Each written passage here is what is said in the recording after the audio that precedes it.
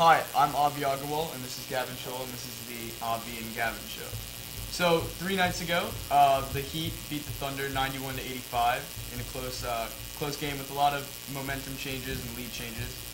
What are your thoughts on the game, and what adjustments do you think both teams have to make to win Game 4? Well, James Harden has to play significantly better for the Thunder to be able to win Game 4.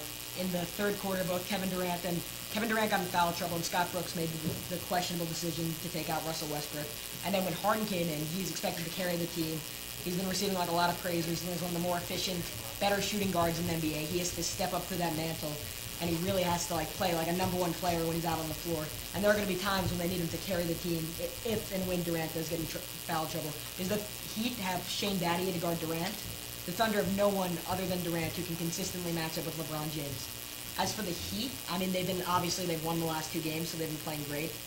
The only thing you can really say about them is they have to hit more jump shots, but they've done a great job of getting into the lane, and Dwayne Wade has to stay aggressive and take at least 10 free throws. Yeah, so do you think James Harden should start the game, or do you think he should be on the bench? A lot of people are saying that, but I think the better adjustment, because obviously the Thunder have gotten off to a number of slow starts, the better adjustment would be to start Nick Collison.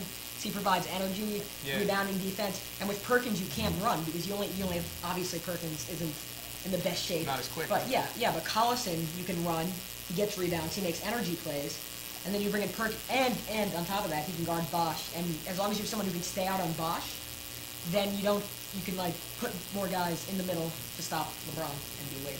Yeah, I agree. So there's a lot of talk going on about Russell Westbrook's questionable shot selection. Do you agree that he should change, or do you disagree and you agree with Westbrook and say that he should just keep the way he's been playing? You know what, I mean, his shot selection, he takes some bad shots, but he needs to take those bad shots to play the way he plays. A little bit out of control, but he's cut down his turnovers, and he needs to play with that. For the Thunder to win, he needs to play with that energy. They've only been successful when Russell Westbrook scores a lot, is aggressive, and tries to take the ball to the basket. If Scott Brooks told him to stop shooting so much, he'd become passive, and the Thunder they'd be done. Yeah. All right, let's take a caller. Yeah, so... There's one on line 1. Okay, caller's in. Who's going to win Game 4 and why? I'm thinking the Thunder are going to win Game 4, partially because of the desperation factor. They're going to be more on edge. They know if they lose this, the series is all but over. And I have a feeling Kevin Durant, who's one of the most efficient scorers in NBA history, is going to come up big. What do you think, Avi? I actually have to disagree. I think that the Heat are actually going to win. Mainly because I think a lot of people in their minds are thinking that it's a 2-1 deficit for the Thunder. So obviously in their minds they want it to be a close series. So they're thinking, oh, 2-2, Durant's going to recover. But I think the Heat have got it now. I think they understand that they're in the finals. I think their time has come. I think they've shown. LeBron in Game 3 actually drove the ball to the basket, unlike Games 1 and but he couldn't shoot well. All right, thank you, caller.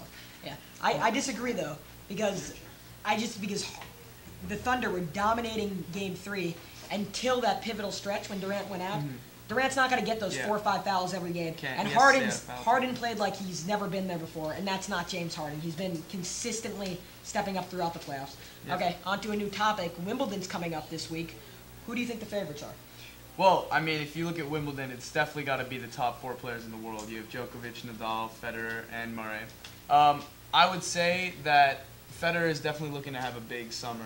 I mean, with Wimbledon being played at Wimbledon, and then with the Olympics being played at Wimbledon, he's going to have a feel for the surface. So I think he'll definitely win the gold in the Olympics, but I think he may get to the finals of Wimbledon. Also, I think Murray is going to be fully healthy, so he could give one of them a run in the semifinals. But ultimately, I think Nadal and Djokovic are the 2 best players in the world right now. So I'd say that it's likely for both of them to go, but I would not rule out a Federer-Murray entrance to the finals. So, yeah, today's been a good day. That's it for the Gavin and Avi show. Have a good day.